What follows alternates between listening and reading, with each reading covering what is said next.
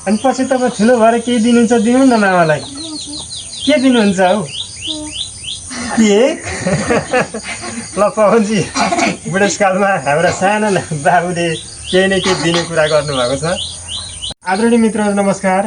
हाम्रा ब्रक्षेत्र नगरपालिका ward number 3 निवासी हाल अहिले विदेशमा कार्यरत पवन कार्कीज्यूले आर्थिक अवस्था कमजोर भएका नानी बाबुहरूलाई कपी किताब ड्रेस किनिदिनु है भनेर हामीलाई 10,000 पैसा दिनुभएको थियो।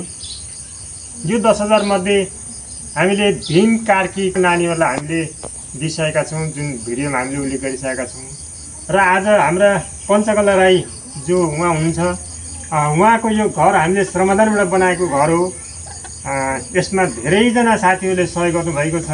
हामीले राम्रो घर बनाएका छौँ र उहाँलाई नै हाम्रा पवन कार्की जो ब्रक्षेत्र 3 निवासी हुनुहुन्छ, उहाँले चाहिँ साना नानी बाबुहरूलाई कपी डटपेन यसो ड्रेसहरू, झोला, जुत्ता, टुम्लेट किनिदिनु है भनेर दिनुभएको थियो।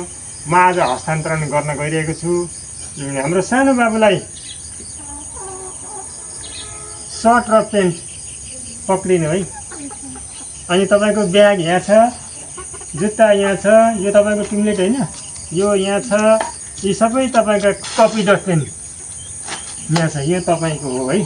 ल, अनि हाम्रा ठुलो बाबुको नाम के भयो? दयेन्द्र राई, कक्षा 4 मा पढ्दै हुनुहुन्छ।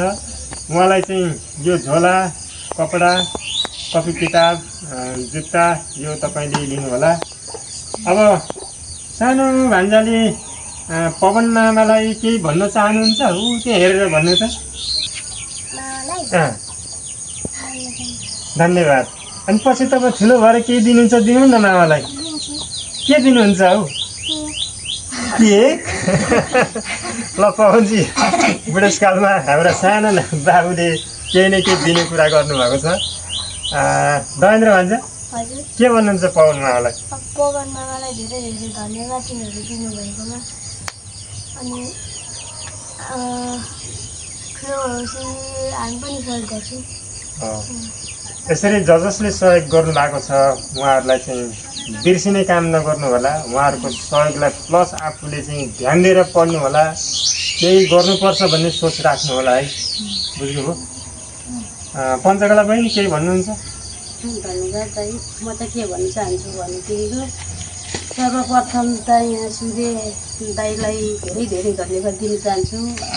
अनि यहाँसम्म आफ्नो दुःखो कष्टहरू आफ्नो ठाउँमा राखेर मेरो नानी बालबच्चा र मेरो बिचोक देखेर साथ सहयोग गरिदिनु हुनु मेरो पवन कार्की दाइलाई पनि धेरै धेरै धन्यवाद दिन चाहन्छु। म त धेरै बोल्नु आउँदैन। ल, मैले नानीहरूलाई तपाईँले नानीहरूलाई कपडा लगाइदिनु। एकचोटि कपडा लगाएको ड्रेस हामी सिक्नेछौँ। स्कुल जानु बेला पनि हुन आएको होला। ल, सम्पूर्ण मित्रहरूलाई धेरै धेरै धन्यवाद। पवनजीलाई पनि धेरै धेरै धन्यवाद।